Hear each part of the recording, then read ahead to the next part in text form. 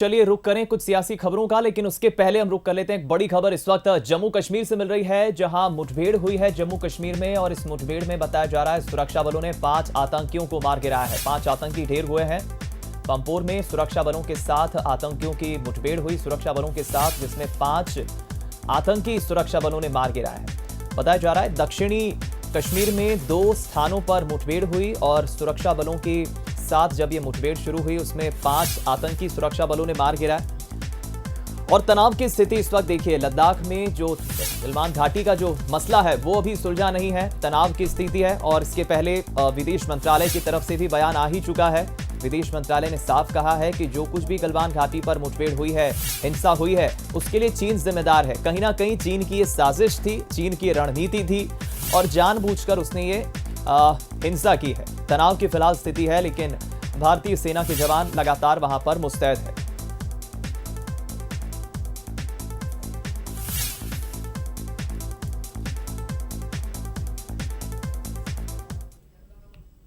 तो इस शहादत में जो 20 जवान शहीद हुए हैं उसमें मध्य प्रदेश के रीवा का भी एक जवान है जो शहीद हुआ है। और शहीद के अंतिम संस्कार में आज मुख्यमंत्री शिवराज सिंह चौहान शामिल होंगे।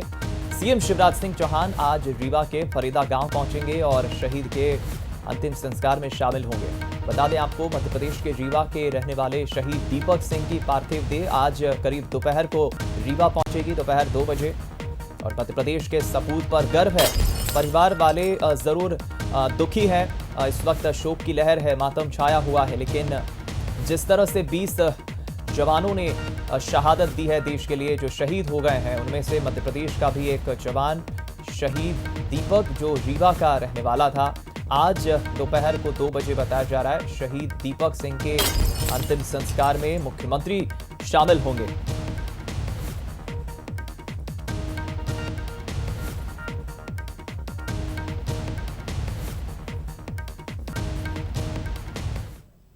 तो चलिए एक बार फिर अब रुक करते हैं सियासी खबरों का। राज्यसभा के लिए इस वक्त सभी अलग अलग राज्यों में करीब 19 सीटों के लिए वोटिंग जारी है, लेकिन बात अगर मध्य प्रदेश की करें तो मध्य प्रदेश में फिलहाल 3 अलग अलग सीटों के लिए 4 कैंडिडेट्स, 4 उम्मीदवार हैं। और आज सुबह 9 बजे जैसे ही विधानसभा में ये वोटिंग प्रक्रिया शुरू हुई, सबसे पहला वोट कास्ट किया, वोट डाला मुख्यमंत्री शिवराज सिंह चौहान ने। गृह मंत्री नरोत्तम मिश्रा ने भी वोट डाला। और यहाँ पर पूरी चाक-चौबंद व्यवस्था की गई है। विधायकों के सोशल डिस्टेंसिंग का ख्याल रखा गया है और साथ ही साथ तमाम वो एहतियात बरते गए हैं जो गाइडलाइंस चुनाव आयोग ने जारी की है। विधायकों ने यहां पर पहुंचकर लगभग अभी भी वोटिंग की प्रक्रिया जारी है। तो राज्यसभा के लिए वोटिंग प्रक्रिया जारी है। शाम 4 बजे तक ये वोटिंग प्रक्रिया चलती रहेगी और उसके बाद शाम 5 बजे से मतदान की गिनती होगी, काउंटिंग शुरू होगी और देर शाम 6-7 बजे तक लगभग चुनाव परिणाम भी जाहिर होंगे, सबके सामने होंगे।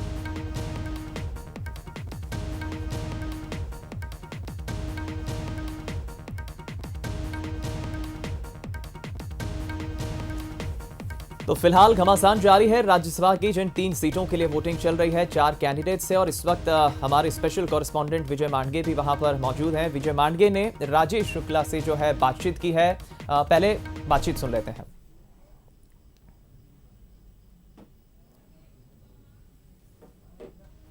इस समय समाजवादी पार्टी के विधायक हैं राजेश शुक्ला जी, और वो पहले ही समर्थन दे चुके थे। आप डिनर में भी पहुंचे थे बीजेपी के, तो अब ये साफ हो गया है कि आपने किसको वोट दिया? निश्चित तौर पर भाजपा के प्रत्याशी सुमेर सिंह जी सोलंकी को मतदान करके आया हूँ।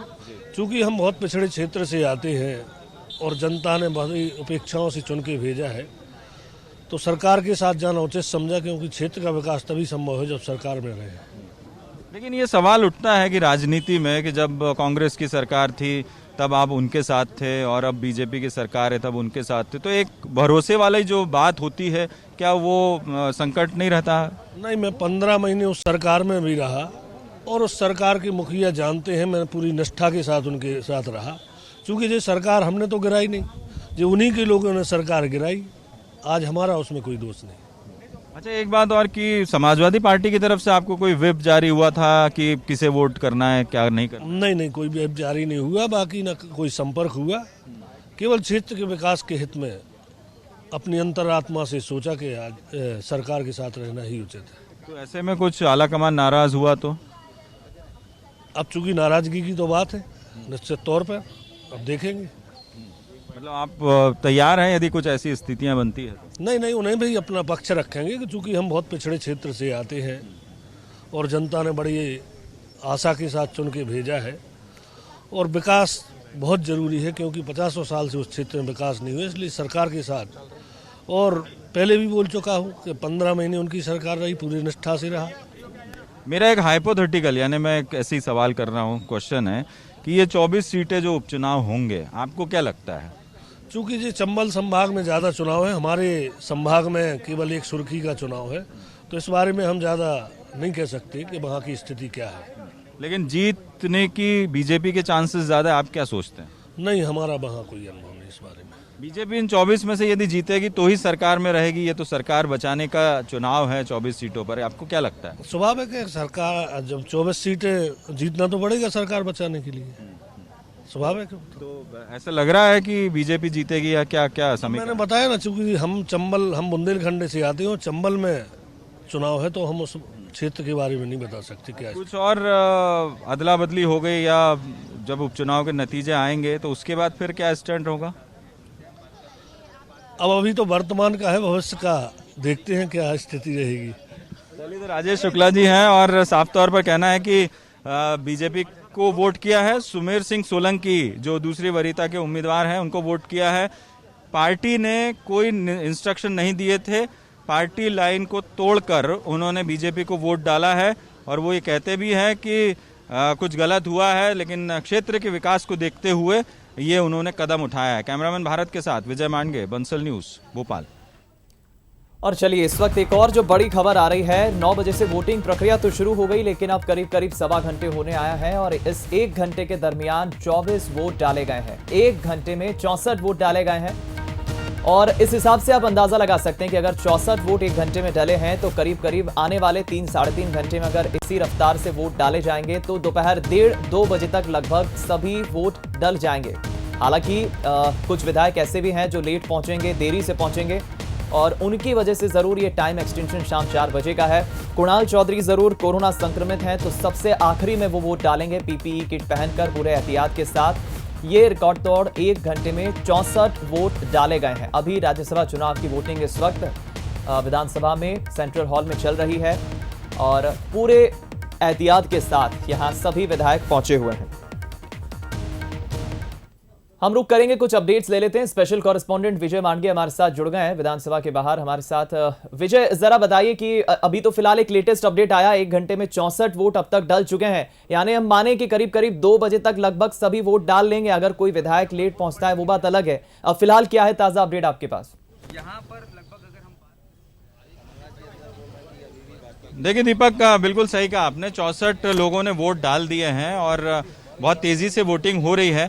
एक्सपीरियंस भी नया है। मेरे साथ संजीव सिंह है, बहुजन समाज पार्टी के विधायक। एक तो एक्सपीरियंस बहुत नया है ये वोटिंग का, इससे पहले भी आपने वोट किया होगा, तो ऐसा वोट कास्ट किया है? नहीं, राज्यसभा के लिए तो भाई मेरी मतलब मुझे पहली बार सौभाग्य मिला है क्षेत्र की जनता की वजह से। क्षेत्र की जनता ने मुझे विधायक बनाकर भेजा, इस वजह से मुझे राज्यसभा में वोट करने का सौभाग्य प्राप्त हुआ पहली बार। लेकिन ये कोरोना संक्रमण काल में जो वोटिंग का पैटर्न है उसको लेकर क्या कहें? नहीं, चूंकि ये तो पूरी वैश्विक महामारी है, तो इसको देखते हुए सभी को सावधानी बरतने की जरूरत है और विधानसभा में भी वोटिंग के लिए भी उसी तरीके की सावधानियां बरती गई। सोशल डिस्टेंसिंग का ख्याल रखा गया, प्रॉपर सभी सैनिटाइज वगैरह करके आगे बढ़ाया गया पेपर सभी, तो वो जरूरी भी है। अच्छा, आप चूंकि डिनर में शामिल हुए थे बीजेपी के, तो ये तो साफ ही है कि आपका समर्थन है बीजेपी को और वोटिंग भी आपने उन्हीं को? बिल्कुल बिल्कुल, हम उनके विधायक दल की बैठक में भी शामिल हुए थे, परसों डिनर पर भी शामिल हुए थे और हमारा स्टैंड क्लियर था। क्योंकि हमको पार्टी की तरफ से कोई दिशा निर्देश नहीं मिले थे, तो हम लोगों ने अपने विवेक से निर्णय लिया और भारतीय जनता पार्टी के साथ जाने का निर्णय लिया। लेकिन आपकी पार्टी तो 24 सीटों पर चुनाव भी लड़ रही है, उपचुनाव में अपने कैंडिडेट उतार रही है और आपका समर्थन बीजेपी को है। बिल्कुल, निश्चित तौर पर ये तो सदन के अंदर की बात है और सदन के बाहर जो उपचुनाव 24 सीटों पर होने वाले हैं, बहुजन समाज पार्टी के पास सभी सीटों पर मजबूत प्रत्याशी हैं और निश्चित तौर पर इस उपचुनाव में अच्छा प्रदर्शन भी करेगी। नहीं, लेकिन आप जब बीजेपी और कांग्रेस के सामने अपना कैंडिडेट उतारेंगे और आप मौजूदा विधायक हैं और सदन में समर्थन दे रहे हैं बीजेपी की, तो मैसेज कुछ अलग नहीं जाएगा? तो सदन में तो हमने कांग्रेस को भी समर्थन दिया था, लेकिन हम उनके सामने लड़कर आए थे। लड़के तो हम सबके सामने आए थे ना, और समर्थन कांग्रेस को दिया था। तो ये तो वो परिस्थिति है, सदन के अंदर की बात कुछ और होती है और उसमें क्षेत्र में बात अलग होती है, मैदान में। तो वोट जो दिया है बीजेपी को, राज्यसभा में समर्थन किया, उसके पीछे वजह क्या है? नहीं देखिए, मैं बहुजन समाज पार्टी से जीता हूं, तो क्षेत्र की जनता ने मुझे बहुत भारी बहुमत से जिताया है, और क्षेत्र का विकास हमारी पहली प्राथमिकता है। क्योंकि सरकार कांग्रेसियों ने गिराई, मैंने पहले दिन से कहा था कि सरकार को खतरा हम लोगों से नहीं है, सरकार को खतरा अपने ही लोगों से है। उनमें असंतोष पनपा, उनके काम नहीं हुए या जो कुछ भी बात हुई, महाराज का सम्मान इन्होंने नहीं रखा, इस वजह से सरकार गिरी। और जब सरकार गिरी तो आज भारतीय जनता पार्टी सरकार है, तो हम उसके साथ हैं। तो आपको उम्मीद है कि ये 24 सीटें जो है वो सरकार बनाने और बिगाड़ने में बहुत महत्वपूर्ण है, तो बीएसपी का स्टैंड कैसा रहेगा? बीएसपी का स्टैंड क्लियर है, सभी 24 सीटों पर पूरी ताकत के साथ चुनाव लड़ेगी और निश्चित तौर पर प्रदर्शन भी अच्छा करेगी। तो देखिए, दीपक संजीव सिंह है, भिंड से बहुजन समाज पार्टी के विधायक है। सदन के भीतर स्टैंड ये है कि राज्यसभा में बीजेपी को समर्थन किया है। 24 सीटों पर उपचुनाव होने हैं, उसमें पूरे 24 सीटों पर बहुजन समाज पार्टी अपने उम्मीदवार उतार रही है, और क्षेत्र के विकास को देखते हुए क्षेत्र की जनता ने इन्हें चुना है, इसीलिए इन्होंने राज्यसभा के लिए बीजेपी का समर्थन किया। पार्टी की तरफ से इनको कोई दिशा निर्देश नहीं मिले थे, साफ इनका ये कहना है। दीपक, बिल्कुल ठीक कहा विजय आपने, और जाहिर है कि जो संजीव कुशवाहा की हम बात करें, राजेश शुक्ला की बात करें, स्टेटमेंट जरूर उनके यही है, बीजेपी के पक्ष में वोट डालकर तो आ चुके हैं, लेकिन कहीं ना कहीं क्षेत्र का विकास और उसकी बात वो जरूर कह रहे हैं। बहुत बहुत शुक्रिया आपका विजय, अपडेट्स हमें देते रहिएगा। और हमें हैरान नहीं होना चाहिए, हमें अचरज में नहीं पड़ना चाहिए कि जो रामबाई की हम बात करें, संजीव कुशवाहा की हम बात करें, राजेश शुक्ला की हम बात करें, या फिर सुरेंद्र सिंह शेरा की हम बात करें, तमाम 4 निर्दलीय विधायक, 2 बहुजन समाज पार्टी के विधायक या फिर 1 समाजवादी पार्टी के विधायक, अगर ये कांग्रेस को उस वक्त विधानसभा में अपना समर्थन दे चुके थे, तो फिर क्या ऐसी बात है जो राज्यसभा में अब ये बीजेपी के पक्ष में आ गए हैं? हालांकि राजनीति है साहब, राजनीति में कहा जाता है कि जो निर्दलीय विधायक होते हैं या फिर जो छोटे दलों के विधायक होते हैं, वो अक्सर उसी के साथ होते हैं जिसकी सत्ता होती है, जिसकी सत्ता, जिसकी सरकार, उसे हमारा समर्थन। तो इसमें अजरज की कोई बात नहीं होना चाहिए। चलिए एक बार हम रुक करेंगे, कुछ मेहमानों से आपको पहले मुखातिब करा देते हैं जिनसे हम चर्चा करेंगे। 2 नए मेहमान हमारे साथ जुड़ गए हैं। सबसे पहले आपको मुखातिब करा देते हैं, बीजेपी प्रवक्ता आशीष अग्रवाल जी हमारे साथ ग्वालियर से लाइव जुड़ गए हैं। अजय सिंह यादव जी, कांग्रेस प्रवक्ता, अपना पक्ष रखने के लिए कांग्रेस से हमारे साथ लाइव जुड़ गए हैं। और सुशील शर्मा जी हमारे साथ वरिष्ठ पत्रकार, राजनीतिक विश्लेषक, स्टूडियो से लाइव बने ही हुए हैं। इन तीनों मेहमानों से हम जानेंगे इस पूरे राज्यसभा चुनाव के मसलन पर जो कुछ भी चल रहा है। पहली प्रतिक्रिया सुशील जी आप ही की मैं लूंगा, क्योंकि अक्सर लोग तो यही कह रहे हैं कि इसकी पटकथा तो पहले ही लिखी जा चुकी थी। बीजेपी का मकसद महज इतना था कि हमें राज्यसभा चुनाव को लेकर 3 में से कम 2 सीटें तो जीतना है, लेकिन राज्यसभा चुनाव तो महज एक बहाना था, असली मकसद तो सरकार गिराना था, और बीजेपी शायद उस मकसद में कामयाब भी हो गई, और अब कहीं ना कहीं 2 सीटें तो जाती हुई दिख रही है। लेकिन आने वाले वक्त में आप क्या इंपैक्ट, क्या प्रभाव उस 24 सीटों पर देख रहे हैं कि 2 सीटें तो बीजेपी ले जाएगी, तो आने वाले वक्त में अब उपचुनाव पे क्या इसका प्रभाव आप देखते हैं?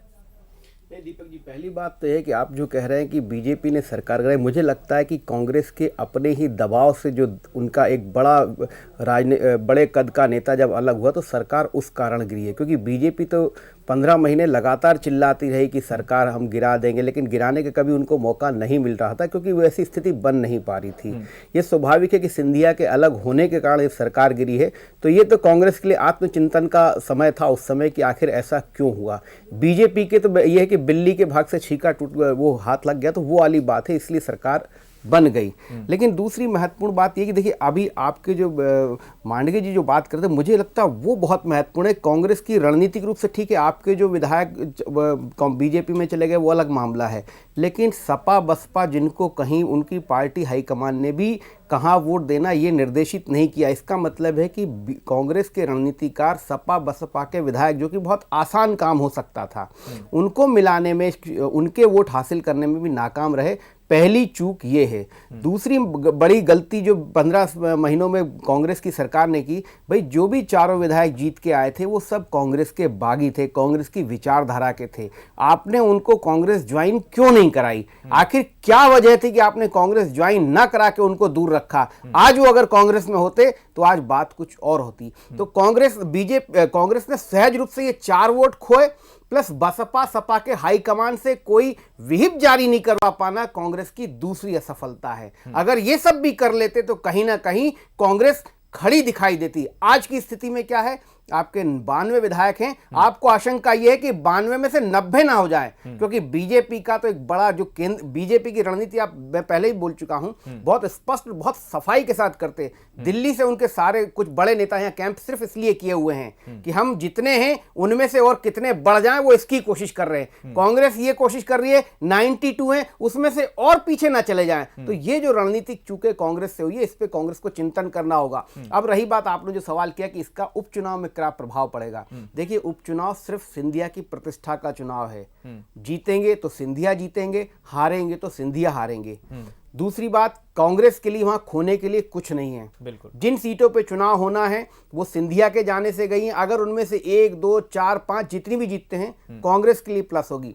बीजेपी के लिए चिंता की बात होगी कि उनमें से कितनी सारी सीटें जीतें की कोशिश बीजेपी करेगी, लेकिन हारते तो वो सिंधिया की भी हार होगी और बीजेपी की भी। और सुशील जी, कांग्रेस के लिए चुनौती जरूर होगी, क्योंकि ग्वालियर चंबल की जिन 16 सीटों पर अक्सर चर्चा होती है कि यहां पे एक बड़ा घमासान जरूर देखने को मिलेगा। सिंधिया नो डाउट जब कांग्रेस में थे तो एक बड़ा चेहरा थे और सीएम प्रोजेक्ट भी उन्हें किया गया 2018 विधानसभा चुनाव में। लेकिन अब सीएम की हम बात करें शिवराज सिंह चौहान की या फिर सिंधिया की हम बात करें, ये दो बड़े चेहरे आने वाले वक्त में प्रचार में हमें दिखेंगे भी। कांग्रेस इसे रिप्लेस कैसे कर पाएगी, क्योंकि बड़े चेहरे कांग्रेस के किन्हें चुनाव लड़ाना, कैसे रिप्लेस करना कांग्रेस के लिए तो बड़ा चैलेंज है आने वाले वक्त में। देखिए, कांग्रेस की अगर आप देखें भौगोलिक स्थिति मध्य प्रदेश में देखें तो अलग अलग धड़ों में उनके गुटों ने अपने अपने क्षेत्रों को, अपना एक क्षेत्र बना रखा है जो उनकी टेरिटरी है। उस क्षेत्र में उन्हीं ने उनके छत्रपों की ही चलती रही है। तो ग्वालियर चंबल ऐसा क्षेत्र था जहां पर सिंधिया की तूती बोलती थी, संगठन में भी और सरकार में भी। इस कारण क्या है, कांग्रेस का अपना संगठन या अपना नेटवर्क बहुत कमजोर है।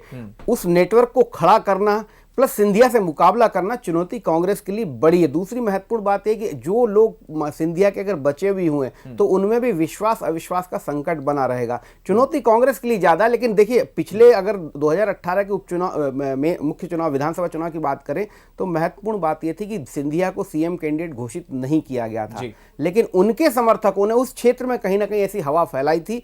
उसी का परिणाम है कि 7 दलित सीटों में से यानी 7 एससी की सीटों में से ग्वालियर चंबल की 6 कांग्रेस के खाते में गई थी और उन 6 ने ही इस्तीफे भी दिए हैं।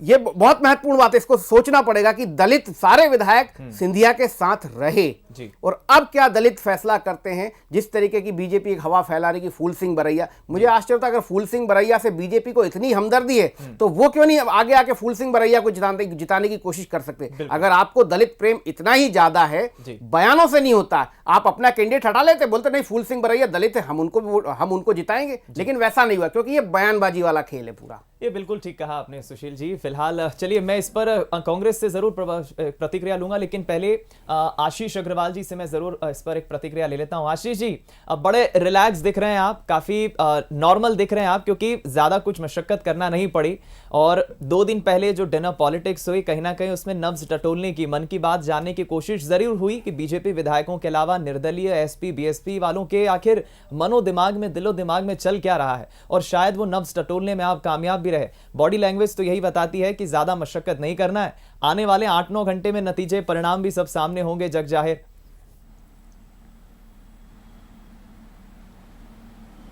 दीपक जी, देखिए, जो परीक्षार्थी पूरे साल पढ़ाई करता है उसको परीक्षा के समय बॉडी लैंग्वेज उसकी पॉजिटिव ही होती है। तो ये भारतीय जनता पार्टी है जो लाइव ऑर्गेनाइजेशन है, हमेशा चैरिटी के मंत्र पर आगे बढ़ती है। देखिए, अभी बात चल रही थी, कई सारे विषय आए, तो सबसे पहले तो बहुजन समाजवाद पार्टी या समाजवादी पार्टी किसको वोट दे या ना दे। सबसे पहले तो इन दोनों पार्टियों का जो उद्भव हुआ है वो कांग्रेस के विरोध से हुआ है। बहुजनवाद कांग्रेस के विरोध करके बना, समाजवाद कांग्रेस के विरोध करके बना, तो ये कैसे कांग्रेस को वोट दे सकते हैं। और जब भी ये देते हैं, मैं तो इसी बात को रखता हूं, तो इनको तो देना ही नहीं चाहिए। दूसरी बात, राहुल गांधी का खोखलापन इस बात से बिल्कुल साबित होता है, जैसा सुशील जी ने कहा कि वो कोई विहिप जारी इन पार्टियों से नहीं करा पाए, क्योंकि इन पार्टियों को भी डर था नहीं तो ये टूट जाएंगी। तीसरा विषय लगातार चल रहा है कि देखिए किसने तोड़ा, किसने सरकार को गिराया। अरे अब जब कमलनाथ स्वयं स्पष्ट कर चुके हैं कि उनकी सरकार दिग्विजय सिंह के कारण गई, एक बड़े ही जिम्मेदार चैनल के सामने उन्होंने इंटरव्यू दिया था और कहा था कि दिग्विजय सिंह पर अति विश्वास करने के कारण ये सरकार गई है, तो क्या अब भी इस पर चर्चा की कोई आवश्यकता है? सच्चाई ये है कि कांग्रेस अपने अंदर के अंतर्द्वंद को नहीं छिपा पाई। देखिए जब भी इस विषय पे और चर्चा करनी हो तो जरा हमें इतिहास पे नजर डालनी चाहिए और हम ये पाएंगे कि जब जब कांग्रेस के हाथ से सत्ता टूटती है केंद्र में, कांग्रेस राज्यों में टूटती चलती है। आप 67 में देखें तो मोरारजी देसाई गए, चौधरी चरण सिंह गए, 77 में देखें तो बाबू जगजीवन राम गए, देवराज हंस गए, 90 में देखें तो अर्जुन सिंह गए, एनडी तिवारी गए और उसके बाद अनेकों पार्टियां बनी। और मध्य प्रदेश में सिंधिया जी के जाने से पहले पूर्वोत्तर के एक बड़े नेता है हेमंत विश्वकर्मा, वो क्या कह के राहुल गांधी को छोड़ के गए कि जब वो राहुल गांधी से मिलने के लिए समय मांगते थे तो राहुल गांधी अपने कुत्ते को खिलाते रहते थे। ऐसी स्थिति में कौन कांग्रेस में टिकना चाहेगा? मेरा तो कांग्रेसी मित्रों से आग्रह है कि वे महाराष्ट्र संभालें, राजस्थान संभालें, तब जाके अपनी पार्टी की टूट को रोक पाएंगे। नहीं तो वही होगा जो गालिब कह गए कि ताउम्र गालिब यही भूल करता रहा, धूल चेहरे पर थी मैं आईना साफ करता रहा। बिल्कुल ठीक, जाहिर है आशीष जी आपने जो बात कही है वो अपनी जगह है, लेकिन कांग्रेस न जाने क्यों ये कहती है कि हमने तो साहब महाराजा को बड़ा सम्मान दिया, राहुल गांधी के साथ उनकी लगातार बातचीत होती थी और ज्योतिरादित्य सिंधिया महज एक ऐसे एकमात्र नेता थे जो प्रियंका गांधी के घर चले जाते थे, बातचीत होती थी। फिर आखिर न जाने किस बात की ठेस उन्हें लगी, किस बात की कुंठा उनके मन में रह गई जो इस तरह से उनकी नाराजगी देखने को मिली। बहरहाल हम इस पे कांग्रेस का भी पक्ष जरूर लेंगे। आज जो 1 घंटे में 64 वोट अब तक डल चुके हैं, बड़े नेताओं की हम बात करें तो शिवराज सिंह चौहान, नरोत्तम मिश्रा, कुछ बड़े नेता वोट डाल चुके हैं। कमलनाथ ने और पीसी शर्मा ने इस दौरान क्या कुछ कहा, उनकी प्रतिक्रिया पहले दर्शकों को सुना देते हैं। ये शुरू से सबको पता था जब 22 विधायक गए कि हमारी एक ही सीट आनी है, एक ही सीट आएगी। तो इसमें कोई हमें दुख दर्द नहीं है कि जहाँ धोखा हुआ, जहाँ सौदा हुआ, अगर बीजेपी एक सीट जीत रही है तो अपने बल पर नहीं जीत रही, सौदे से जीत रही है। बीजेपी क्यों चिंता करे हमारे बारे में, हम क्या फैसला करें? बीजेपी को चिंता हमारे बारे में ज़्यादा है, हमारी अंदरूनी बातों में ज़्यादा है। वो अपनी चिंता करें, अभी उपचुनाव में उसकी चिंता करें, क्योंकि मध्य प्रदेश की जनता उन्हें इसका जवाब देगी। अभी भी वक्त है, अनुसूचित जाति के व्यक्ति को भेजना चाहिए। राजनीतिक बात भी अगर माने तो ग्वालियर चंबल में 16 सीटों पर चुनाव है और बड़े मतदाता हैं। इस तरह से एक दलित व्यक्ति का अपमान नहीं किया जाना चाहिए। हारने के लिए क्यों लड़ाया जब मालूम था कि आपके पास वोट नहीं है तो नहीं लड़ाना था। नहीं, हम कोई चौंका, हमको पर्याप्त वोट है, हम क्यों चौंकाएं? हमें चौंकाने की जरूरत है नहीं। बहुत स्पष्ट है, हम 2 सीटों पर ही मतदान कर रहे हैं, दोनों सीटें हम जीतेंगे। कांग्रेस की पूरी तैयारी है और एक सीट पक्की है, बाकी चौंकाने वाले रिजल्ट आ सकते हैं। निश्चित तौर पर जो लोग बीएसपी सपा के उधर गए हैं वो दबाव में गए हैं, लेकिन यहाँ कोई दबाव नहीं है। चलिए, दबाव कुछ नहीं है, पीसी शर्मा कह रहे हैं। कांग्रेस का, बीजेपी का लगातार जो है प्रतिक्रियाएं उनकी आ रही हैं, दावे भी किए जा रहे हैं। हमें कुछ इंतजार करना होगा, शाम 7-8 बजे तक परिणाम सबके सामने होंगे। एक बार फिर चर्चा की तरफ रुख करते हैं और अजय यादव जी हमारे साथ, अजय सिंह यादव जुड़ गए, कांग्रेस प्रवक्ता। अजय जी, हम यही चर्चा कर रहे थे क्योंकि बीजेपी को डर नहीं है कि अगर हमें एसपी, बीएसपी या निर्दलीय सपोर्ट नहीं भी करते हैं तो उनके पास भरपूर नंबर गेम है, 2 सीटें वो ले जाने का पूरा दावा कर रहे हैं। लेकिन मसलन सवाल यह है कि जिन 4 निर्दलीय विधायकों ने या फिर 2 बीएसपी के विधायकों ने, 1 एसपी के विधायक ने आपको विधानसभा में तो समर्थन दिया, लेकिन अब वो कहीं ना कहीं बीजेपी को वोट दे चुके हैं। बयान भी, उनकी प्रतिक्रिया भी सामने आ चुकी है। आप इसे कैसे देखते हैं? क्योंकि ठीक है, छोटे दल के जो नेता होते हैं, विधायक होते हैं या निर्दलीय विधायक जो होते हैं, वो तो उसी के पास जाते हैं जिसकी सत्ता होती है, जिसकी सरकार होती है। लेकिन आप इसे रिप्लेस कैसे करेंगे? क्योंकि आने वाले वक्त के लिए तो 24 सीटों पर भी तैयारी करना है और इधर आपके हाथ से एसपी, बीएसपी और 4 निर्दलीयों के जाने के बाद बीजेपी ने जरूर एक मुद्दा भी बना लिया है। देखिए दीपक जी, जिस तरह की परिस्थितियां मध्य प्रदेश में है, ये सभी जानते हैं कि जब राज्यसभा चुनावों की घोषणा हुई थी, प्रदेश में सरकार भी कांग्रेस की थी और हम 2 राज्यसभा सीटें जीतने की स्थिति में थे। जो 22 विधायकों की खरीद फरोख्त, तोड़फोड़ करी गई, वो सरकार और इन्हीं 2 राज्यसभा की सीटों के लिए करी गई थी और ये भारतीय जनता पार्टी की साजिश सफल हुई है। आशीष जी जैसे जिम्मेदार प्रवक्ता को गलत बयानी नहीं करना चाहिए। अजय जी, ये हम शुरू से देख रहे हैं, ये जाहिर है आप आरोप लगा देते हैं कि ये साजिश थी, षड्यंत्र था, लेकिन बीजेपी कहती है कि हमारा कोई षड्यंत्र नहीं था साहब, ये तो आपके अंतर के कलह से गिरी है, आप ही के नेता आपसे नहीं संभल पाए, बगावत कर दी उन्होंने और सरकार गिरा दी। दीपक जी, मुख्यमंत्री शिवराज सिंह चौहान जी का इंदौर में सबने बयान देखा है कि हमारे हाईकमान ने इशारा किया, हाईकमान ने तय किया, उसके बाद सिंधिया जी और उनके समर्थकों के साथ मिलकर हमने सरकार गिरा दी। इससे ज्यादा क्या होती है स्वीकृति? और आप कमलनाथ जी का बयान की बात करते हैं, मैंने तो आज तक कोई बयान नहीं दिया देखा। आशीष जी, आपको चुनौती देता हूं, आप दिखा दीजिए ऐसा कोई बयान जिसमें वो दिग्विजय सिंह जी पे आरोप लगा रहे हों।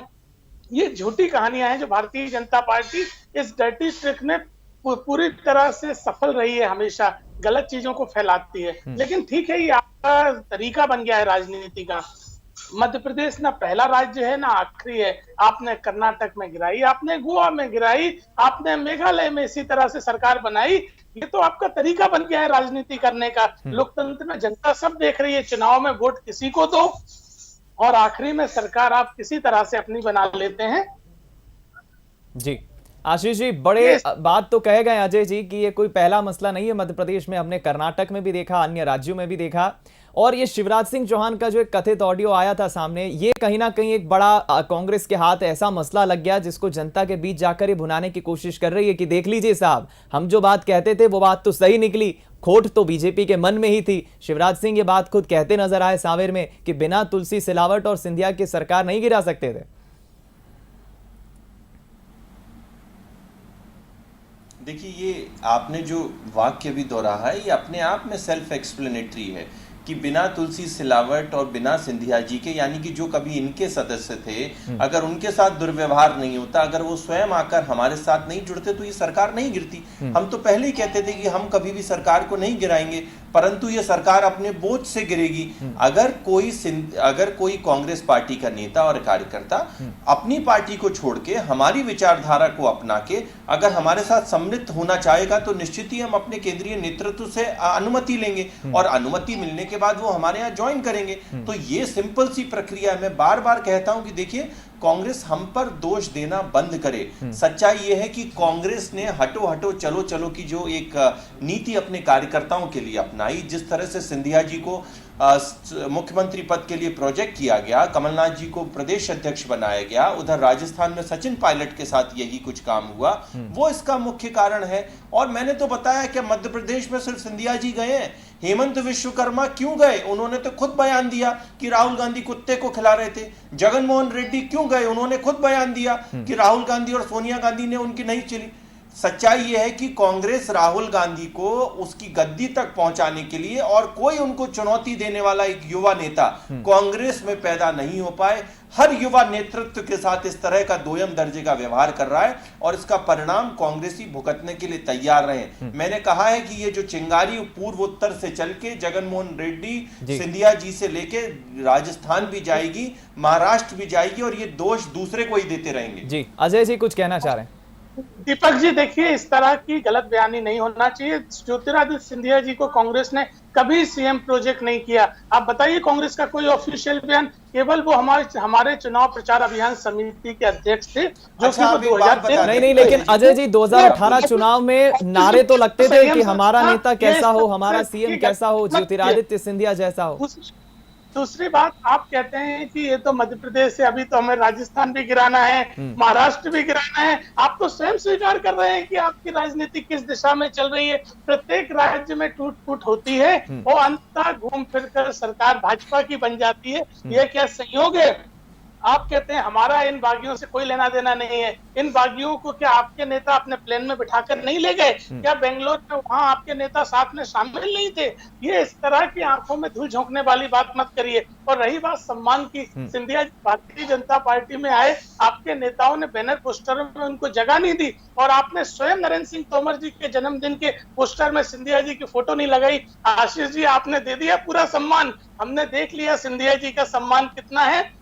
तो इसलिए सम्मान की बात ना की जाए। ठीक ठीक अजय जी, ये हम कांग्रेस की तरफ से पहले भी सुन चुके हैं कि ज्योतिरादित्य सिंधिया बीजेपी में आके खुश नहीं है, वो सम्मान उन्हें वहां नहीं मिल रहा है। मैं लौटूंगा आप दोनों के पास, मैं जरूर इस पर एक सुशील जी की प्रतिक्रिया चाहूंगा। सुशील जी, मसलन मेरा सवाल बिल्कुल हटकर है कि हम जो कुछ भी बीते 2 महीनों से देख रहे हैं, दल बदल भी काफी हो रहे हैं। हाल ही में हम गुड्डू शुक्ला की बात करें जो वापस बीजेपी से अब कांग्रेस में आ गए, सांवेर से संभावित उम्मीदवार बताए जा रहे हैं सिलावट के खिलाफ, या हम बालेंदु शुक्ल की बात करें जो सिंधिया परिवार के काफी करीबी रहे, ग्वालियर में एक बड़ा ब्राह्मण चेहरा है, वो अब कांग्रेस में आ गए हैं। वो कह रहे हैं कि मेरा वहां पर वैसा सम्मान नहीं हुआ जैसा होना चाहिए था। ये जो नेता दल बदल रहे हैं, इस दल से उस दल में जा रहे हैं, कार्यकर्ता सैकड़ों इस दल से उस दल में जा रहे हैं, ये राजनीति की हम कैसी परिभाषा कर रहे हैं आने वाले वक्त के लिए, उन युवाओं के लिए? ये आप कैसे देखते हैं कि राजनीति किस तरफ जा रही है हमारे प्रदेश की? देखिए, इसके 2 मायने हैं कि विचारधारा अब मायने नहीं रखती है। यदि व्यक्ति को विचारधारा से किसी दल से जुड़ा था, लेकिन यदि उसे व्यक्तिगत रूप से उस दल में घुटन होती है तो वो अपनी विचारधारा को ताक में रख देता है और दल बदलने को तैयार हो जाता है। इसका सबसे बड़ा मतलब ये है कि विचारधारा अब कोई मायने नहीं रखती है। दूसरी बात जो ये कही जा रही है कि कांग्रेसी जो बीजेपी में एडजस्ट नहीं हो पाएंगे, मुझे लगता है संजय पाठक बहुत जबरदस्त एडजस्ट हुए हैं कांग्रेस से बीजेपी में आके। आप देखिए, उनको लगातार जो है एक्टिव रहते हैं और हर प्रदेश अध्यक्ष के साथ उनकी जो है पटरी बैठ रही है। आप उदय प्रताप सिंह को ले सकते हैं, वो बीजेपी में ज्वाइन किए थे और सांसद बने हैं। तो ये कोई पैमाना नहीं रहा है। ये बात की जा रही है अब सिंधिया की, ये आने वाला वक्त बताएगा कि सिंधिया एक बड़े कद के नेता हैं। और जिस तरीके से भाजपा संगठन ने हाल ही में जो एक लिस्ट जारी की थी चुनाव प्रबंधन समिति की, उसमें जो उनकी रैंकिंग है, देखिए बहुत मायने रखते हैं आप किस नेता को किस नंबर पर नाम लिख रहे हैं। ये बहुत मायने होते हैं, खासकर राजा महाराजा की प्रवृत्ति वाले नेताओं के लिए अपने आप में बहुत बड़ा प्रतिष्ठा का मामला होता है। वही प्रतिष्ठा का मामला है, तो अगर उसमें वो 6ठे नंबर के नेता हैं तो ये आत्मावलोकन सिंधिया को करना है। क्या वो 6ठे नंबर के नेता के रूप में खुद को स्वीकार कर पाएंगे बीजेपी में या नहीं कर पाएंगे? दूसरी महत्वपूर्ण बात है कि राज्यसभा में जब वो चुन के जाएंगे तो उनकी सीट कहां होगी। ये बहुत सारी चीजें मायने रखेंगी, ये तय करेंगी कि सिंधिया वहां घुटन में हैं कि नहीं है। कांग्रेस के कहने से घुटन नहीं सिद्ध हो जाती, क्योंकि अगर आप मंत्रिमंडल के विस्तार में देखें तो मुझे लगता है कि अगर 5 मंत्री में से 2 मंत्री सिंधिया खेमे के बन रहे हैं तो ये बीजेपी ने अपने आप को एडजस्ट किया है। क्योंकि 16 विधायक अगर छोड़ के गए हैं, 22 हैं, तो अगर उसमें से 2 को मिल रहा है और यहाँ उनके बाकी 106 में से 3 को मिल रहा है, तो अभी तो बीजेपी बहुत अच्छे तरीके से इन लोगों को एडजस्ट कर रही है। लेकिन ये एडजस्टमेंट आगे जारी रहेगा कि नहीं रहेगा वो दूसरी बात है। लेकिन कांग्रेस ये सब एडजस्ट हो जाएंगे, क्योंकि संजय पाठक और उदय प्रताप सिंह यदि एडजस्ट हो सकते हैं तो फिर ये लोग भी एडजस्ट हो जाएंगे। और एक बात बताइए, देखिए कांग्रेसियों का कुनबा बीजेपी में भी बढ़ रहा है, ये कुनबा बढ़ता जाएगा। अगर ये जो 24 सीटों पे चुनाव होना है, इसमें से कितने जीत के जाते हैं, तो वो कांग्रेसी खेमा एक बीजेपी में बनेगा ना। तो उसमें संजय पाठक और ये भी आएंगे कि नहीं, ये एक बड़ा दिलचस्प जो है मध्य प्रदेश में राजनीति का एक जो है भाजपा में एक दलीय जो गुटबाजी का है, वो बड़ा दिलचस्प नजारा देखने को मिलेगा। लेकिन ये सब तब तय होगा जब ये उपचुनाव हो चुका होगा, उसके परिणामों के बाद स्थिति स्पष्ट होगी। ये बहुत अच्छी बात सुशील जी आपने कही है। एडजस्टमेंट से ही मुझे एक ये सवाल अब आता है कि कहीं ना कहीं एडजस्टमेंट जरूर हो बीजेपी का, लेकिन बीजेपी ने अपने आप को काफी सशक्त, काफी मजबूत भी बना लिया है। और जाहिर है आशीष जी इस बात को स्वीकार करेंगे कि कहीं ना कहीं अब बीजेपी और ज्यादा मजबूत हो गई है। लेकिन अजय जी, मेरा आपसे सवाल यह है कि अब चूंकि सिंधिया बीजेपी में तो चले गए, एडजस्टमेंट कहें आप, बीजेपी की मजबूती कहें आप, लेकिन ग्वालियर चंबल में तो बीजेपी काफी सशक्त मजबूत नजर आ रही है। जयभान सिंह पवैया, नरेंद्र सिंह तोमर, नरोत्तम मिश्रा, ज्योतिरादित्य सिंधिया, चेहरे तो कई बड़े हैं, लेकिन कांग्रेस अभी फिर धरातल पे इतनी एक्टिव नजर क्यों नहीं आ रही? आपकी बैठकें कुछ इस खास तरह से क्यों नहीं हो रही है? क्या रणनीति आप बना रहे हैं उन सीटों को लेकर?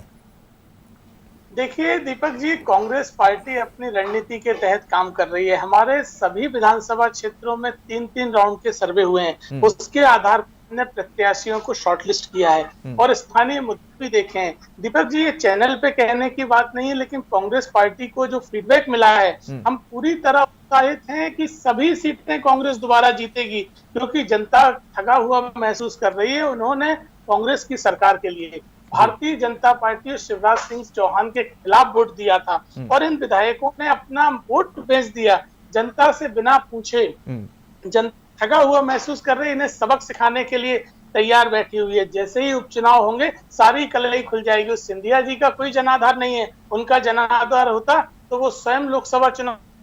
जी